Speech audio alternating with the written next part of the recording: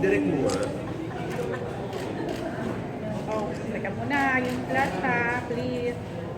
Ayun, sana enjoy ko natin itong time natin. And, ayun, thank you all for coming. And, meron pala akong may listahan ako ng mga gusto kong mag-thank you.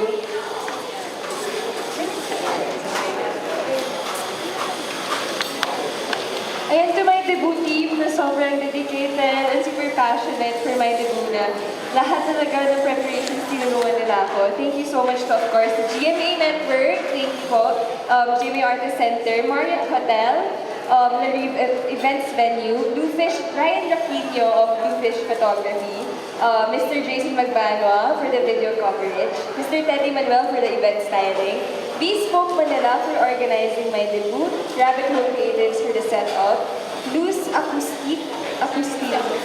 Acústico, Prince City, La Luz Beach Resort, Gluten-C, Soleil, Center for Advanced Dentistry, Neylandia, Mark Baumgartner, Martin Bautista, Kat Cruz, Jason De Los Reyes, and Mark Rosales, Patty Chu of Deuce Manila, Honey Glaze Cakes, the makeup team by Miss Madge Lejano. And to all the members of the press, bloggers who attended this event, thank you so much po. Thank you.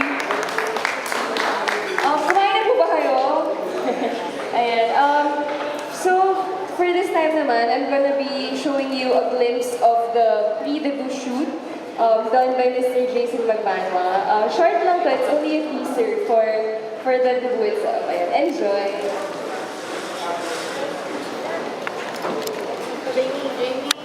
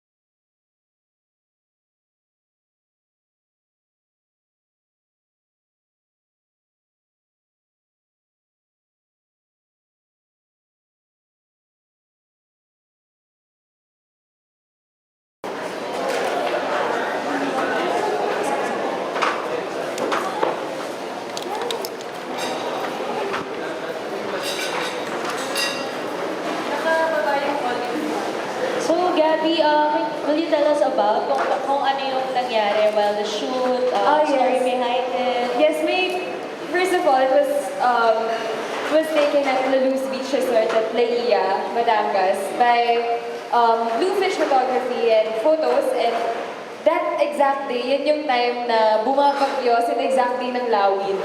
So parang noong una, lahat kami medyo natakot kasi yun lang yung free day ko ng shoot, so hindi siya talaga pwedeng mag-postpone. So parang naging hesitant kami mag-shoot kasi sobrang lakas ng hangin, lakas ng waves. Pero yun pala, blessing in disguise, parang naging perfect pa yung weather kasi hindi siya magiging ganyan kaganda yung waves dun sa photos kung hindi bumabagyo.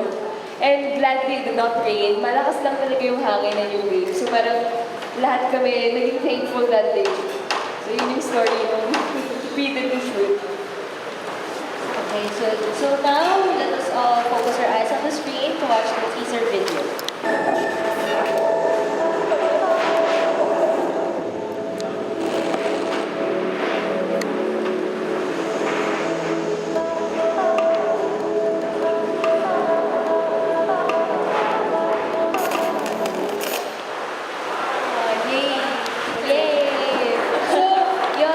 So how do you feel na you've been sorry?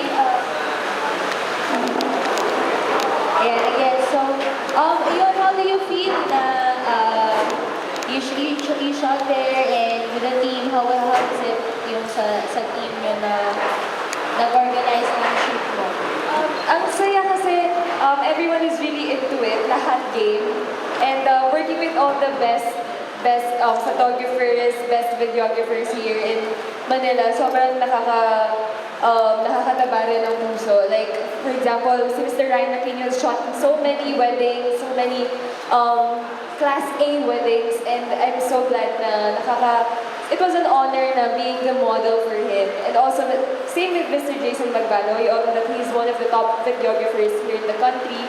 And he has shot so many artists, clients. So, dream come true to for me. Ever since I was a kid, I see myself spending my 18th birthday na ganito.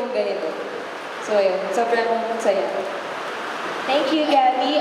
So the floor po is now open for your questions. And our first question po will come from Tita Mercy. Mercy Lujardo. Ayan. Happy birthday. Thank you. Agabi, anong magiging kaganapan sa December 6 sa mismong debut mo? Anong magiging kaganapan? Yung mangyayari? Ayun po, yung mismong debut ko will be held at Marriott Hotel. Tapos, it will start at 6:30, ganyan. Ayun, debut mismo. Maganda. Sino ang last dance mo? At Siyempre saka, si Daddy, last dance, yung yung first dance. First dance ko lolo ko. And then, grandfather's my second. Last dance ko si Daddy. Always. Kasama ka sa 18 Roses at saka 18 Kids yung mga Encantadia stars mo, mga co-stars mo. Yes po, andun sila Rocco Nasino, Pancho Magno, Carlo Gonzalez. Siyempre si Ruru nandun din, di mawawala. Si Ruru. Opo. Salamat Thank you. Yes, sinong bigay ng gigan? Sinong gagawa ng gown? Escort mo ba si Ruru? Habang wala pang amigo? Yes, yung gown ko po is gagawin ni Mark Baumgartner. And I'll be having 3 gowns. Isa pong pang entrance, isang pang towards the ending, and then isang pang after party. So yung 2 gowns is done by Mr. Mark Baumgartner. And the last one for the after party will be done by Martin Bautista. Special escort meron ka? Ano po? Escort po? Siguro, that day po wala po muna. Ako po muna. Night ko po muna yun. Pero I'm sure si Ruru will be given a big part also to my debut. Kasi sa mga nilabas ng picture sa Instagram, may mga sexy poses ka, Gabi. Maraming nakapansin nun. Palamang pala yung katawan ko. Ano sasabi mo? Oh my God. Hindi ka naman wala kang ilang portion. Ano po? Ito po ba yung Boracay pictures? Oo, Boracay yata. Boracay mo. Opo. Yung about naman dun sa photos, nasa beach naman ako. So, tsaka sa Encantadia, medyo revealing na rin naman yung costumes namin. So, parang alam na naman ng lahat na nagpapakita na rin ako ng tiyan. So, pero wala pa naman yung todong pa-sexy talaga. Hanggang Instagram lang muna. Ganun ba? Opo. So para bang, so pwede ka na sumali sa beauty contest na maraming sa'yo nag-uudyok na sumali. Ako po talagang pangarap ko po ever since bata ako mag-beauty contest. Pero right now, since ang focus ko po muna is career, sayang naman po kung bibitawan po kagad yung career na meron ako ngayon for something new. Pero eventually, oo naman, gusto ko po talaga. Okay. Magiging open ka ba sa relasyon mo ni Ruru? Ngayong 18 ka na. 18? Bata pa rin yung 18 eh. Siguro po Si po... Bea Binayniga, ilang taon na? Ano po? Si Bea Binayniga, ilang taon na ng boyfriend na? Sayang po yung work. Dami rin pumapasok na projects. Yan. At least, kasama ko naman si Ruru sa buong 2.5 years na magkatrabaho kami. Naging masaya naman kami. So, enough muna yun for that. For this So, time. anong pinaka-wish mo sa pagiging 18 mo? Pinaka-wish ko, sana magpatuloy pa rin yung blessings sa akin and sana yung career ko mas mag-bloom and mas maging and hindi mawala lahat sa mga nagsusuporta at mga nagmamahal sa akin. Yun lang. Ano lang ako eh. Simple. Wala po masyadong ano. Kasi right now naman po, mas kontento at masaya na rin po ako sa meron ako ngayon. So I cannot ask for more. May natatanong ni Gorgie kung may celebration ka rin with the fans. Alam ko may binabalak po sila ngayon, pero ayaw nila sabihin sa akin kasi gusto natin nila ako i-surprise. So wala po akong idea kung ano na po yung plans nila. After Encantadia, what's next, Gabi? Encantadia. Ayun, nakalaya na ako kagabi. Oh. Thank God. Ayun, pero ayun, mapapakita dito yung pagiging mother, kung gaano ka-strong na rin si Alena, kung gaano niya yung paglalaban yung anak niya. Ayun po. So personally for me, medyo naging challenging talaga yung role ko. Kasi 17 pa lang ako yung youngest among the cast. Like, dun sa Apat na Sangre. So medyo nahihirapan ako dun sa part na magiging nanay ako. Pero ayun, kaya naman. Thank you. Thank you po, Tito. Our next question po will come from Romel Gonzalez. Gabi, kanina Hello po. na-intro ka as one of the princesses of GMA. Anong reaction mo pag tinatawag mo sa mga prinsesa ng Ay, GMA? wow. Jeff, nakakatuwa, nakakakilig. Kasi, mic test. Ayun. Nakakakilig po dahil ang pagiging isang artist ng GMA, ako loyal ako, kapuso. So, ever since I entered showbiz, I started with GMA na talaga. And to be called one of their princesses, parang iba sa feeling kasi finally parang slowly you're making your name na rin and parang humble beginnings din po. Soon sana talagang mapanindigan na talaga natin yun. Tapos Gabi, 18 ka na, di ba? Opo. Ano yung mga changes? Like, wala ka na bang curfew? Pwede ka na bang gumimik ng gumimik? Ganyan. Wala naman masyadong changes. Kasi ako nire-respeto ko yung parents ko kung ano pong gusto nila for me, if ano po yung mga rules nila and ano po yung mga dapat kong gawin, mga do's and don'ts ko. So, bahala na po sila ako. I will not judge or hindi ko po papakialaman kung ano pong gusto nila for me. Susunod na lang po ako. Pero, ngayon naman po nakakalabas naman na po ako with friends. Right now, may best friend ako, nandiyan si Mikey, minsan nakakalabas kami with Ruru, so masaya na pa rin. Sana pag 18 ko, ganun pa din. May time na ba na lumabas kayo ni Ruru na kayong dalawa? Kaming dalawa, ay hindi pa po, never pa po na kaming dalawa lang. It's either kasama ko po yung si sister ko, or si Mikey, yung isa naming friend, or may kasama po kaming handler, ganyan. Pero yung kaming dalawa lang talaga plainly na lumabas, hindi pa po. Yung 18 ka, pwede na. Kayong dalawa lang. Kaming dalawa lang. Pag-iisipan ko. Hindi, ano po. Ewan ko, ayoko din po ng kampante. Dapat dapat trabahuin niya yun. Kung gusto niya lumabas na kaming dalawa lang. Thank you. Thank you po. Thank you po. Any more questions po from the press? Next question po will come from Roldan. Ay, sorry. Anyone po? Ayun po, here po. Ay, here. Hi, Gabi. Hello, live ba tayo ngayon? Hindi naman. Hello. Ayun.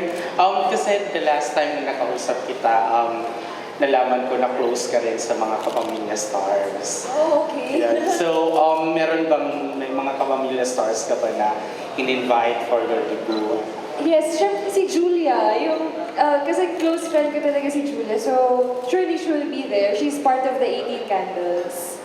And ayun, nag-confirm naman siya sa akin na pupunta siya. Si Kat, I think she's busy ata sa schedule na yun kasi medyo late advice na rin. Ayun, yun lang naman. Si Kat and si Julia. Pero si Julia yung sure talaga pupunta. Ayun po. And yung ibang stars na nakasama ko way back before, like, parang, hindi naman sila exclusive sa ABS, like sila Miss Ayen, ganyan.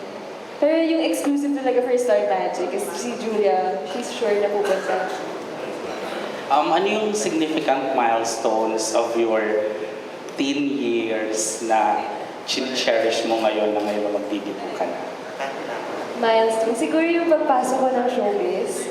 talagang one big step siya sa akin eh. It's isang big change siya sa life ko. Nung nag-enter ako ng showbiz, I didn't expect na it would come this early. So, ever since kid ako, I see myself na parang gusto ko mag-debut. So, pag nakakaminsan nga, pag dumadaan kami sa isang events place kami ng mom ko, I would always tell them na, Mommy, magde-debut ako. They would tell me na, before pa hindi ako artista na hindi natin kaya, it's too expensive, gusto mo mag-travel na lang tayo together with the family, ganyan. I would always tell them na, hindi, kaya ko to. Ako magde-debut sa sarili ko. So, yun, true enough, parang natupad ko yung dream na yun. So, isa siya talaga sa milestones ng life ko. Yung parang stepping from a regular teenager to an artista, and then finally making my dream, seeing my dream na unti-unti na napupuntahan ko yun. Isang malaking parang milestone siya sa akin. Unbelievable. It feels so surreal pa rin being in my place right now. And last is, normally kasi pag sinabing debut, it somewhat connotes freedom sa mga babae. What specific freedom yung gusto mong ma-achieve ngayong 18 ka na? Freedom? Wala pa naman kasi I still live under the roof of my parents. So, I don't wanna disrespect them na porket 18 na ako, I could do anything I want to do. So, as long as I live under the roof of my parents, I'll follow them. Ayun. Thank you. The next question will come from Bernie Frank. Yes. Hello, Gab. Hello Happy po. birthday. Ano yung birthday gift mo sa sarili mo? Kasi you've been working really hard for the past 3 years. Birthday gift? Yung debut itself. That's the birthday gift for me. Ayun, kasi nga pangarap ko siya talaga. So having a debut itself, na talagang yun yung pinaghirapan ko personally, yung mismong debut. Doon mo nakikita na, ito na pala yung nagagawa ko sa buong, parang sa 18 years ko, kaya ko na pala magpa-debut using parang with the help of others, pero mainly all of my parang successes there, hard work, ganyan. So yun na yung mismong gift ko sa sarili ko. Si Roro, may gift na ba sa'yo? Si Ruru, wala pa. May wishlist ka ba? Wala naman. Bahala na siya magbigay ng gift. Actually, ako mismo, hindi ako mag-gift na tao. Si Ruru, baliktad kami. Ako mag-gift ako. Siya mag-gift. Ako hindi ako mag-gift. So, ewan ko na lang kung ano ibibigay niya sa akin. I'm not asking for anything naman. Bahala na siya. Kasi in a few weeks, you're going to turn 18. Yes. Ano yung feel nun? Excited? May fear ba? Ako, May nervousness? excited ako. Sobrang excited. Kasi it's a different chapter of my life. Ano kayang feeling na maging legal? Makakapasok na ako sa sinihan ng R18. Alam mo yun, hindi na ako dole. Ganyan, legal na ako. So, it's a different side naman. Nakaka-excite. Hindi ako natatakot. Nakaka-excite yung adventures na harapin ko ngayong 18 na. Oh, kasi pag 18, di ba, legal na rin pagdating sa relationship. Do you have an agreement with your parents na pag legal na, parang it's okay, parang official na rin na you can be in a relationship? Basta ang deal namin ng parents ko, is you have to, you have to establish yourself. You have to prioritize things like your career, your school. Ako, I graduated high school last year, so I haven't entered college yet. So I think I have so many things to do before that. Ayan. So, malamang ipagpapatuloy mo pa rin yung status mo. Yes, oo. Actually, before ENCA, nakapag entrance exam na ako sa isang school, and then nakapag-interview na ako, kasi papasok na lang ako. And then, ENCA came. So, medyo nag-alangan ako sa sked. So, nabitawan ko yun. Eventually, sana, hopefully, after ENCA, sana maka-onting units ako. I wanna finish study talaga. I wanna finish school. Thank you po. So, any more questions? From Gorgie Pula. Hello po. Hi, Gab. Hello. Sa mga sinasabi mo kasi parang ayaw pa talaga makipag-boyfriend. Gano'n. Oh. So, anong status yun na talaga ni Ruru? Naniligaw ba siya o close-close lang? At saka kung naniligaw man, paano mo yung nahahandle? Since ayaw mo pa muna talaga makipag-boyfriend. Di naman, si Ruru kasi very, gentleman. So, pagka may sinabi siyang bagay, sasabihin niya sa mga magulang ko, like, kung gusto man niya manligaw, my parents would know it first. So far naman, wala pa naman siya sinasabi. Siguro, lang siya, sa ngayon, sobrang close kami, so all out siya. Halos everyday magkasama kami because Monday, Tuesday, Wednesday, Friday, NK-taping. Tapos we have Saturday, Sunday ng Sunday Pinasaya. So talagang, wala, close talaga. Hindi ko i-deny na may extra care siya sa akin. Oo, at nakikita naman ng mga tao yun. Pero hanggang doon muna. Wala kang nararamdaman sa kanya na parang gusto ka niya talagang ligawan o close, lang talaga, yung friendship ninyo, ganun lang. So friends lang talaga, ganun kanina. Oh, friends po. Ewan ko magsagot ng tanong na dapat sa kanya. Siya na lang. Kasi may mga times, ba may minsan may mga taping ka na dumadalaw siya, pinupuntahan ka. Opo. So parang yun yung mga isa sa mga na parang nanliligaw o sinusuyo ka. So kahit sabi mo, dulaan mo na sa parents, Opo. wala pa siyang sinasabi sa parents mo. Wala pa naman. And clear naman yun na mag-prioritize muna tayo ng mga okay naman, at least, di ba, nakakasama ko siya sa work, we get to spend time with each other. Okay na muna yun. Pero if ever man na-ready ka na makipag-boyfriend, makikita mo na ba kay Ruru yun sakali? Kung si Ruru, Oo, kung sakali, okay na ba si Ruru na maging first boyfriend mo kung sakali? lahat naman so far ng mga traits na gusto ko sa guy, meron naman siya. So, hindi naman ako mag-yes, hindi rin ako mag-no. Bahala na siya. Tignan na lang natin. Maybe na lang. Maybe. May mga ibang nanliligaw sa'yo or nagpaparamdam sa'yo as in for Wala naman po. So, ano ka talaga? Malayo ka sa mga suitors mo, no? Umiiwas ka na. Siguro galing din po kasi ako sa all-girls school. Tsaka wala po masyadong lalaki sa family namin. Kaya baka ganun. Kaya parang lately, kung may lalaki man ako kasama, it's either si Ruru lang or yung Encantadia cast lang. Ganun lang. Okay. Thank you. Thank you. So, any more questions? Ayan. So, mukhang wala na po. So, we will proceed to our raffle. May raffle.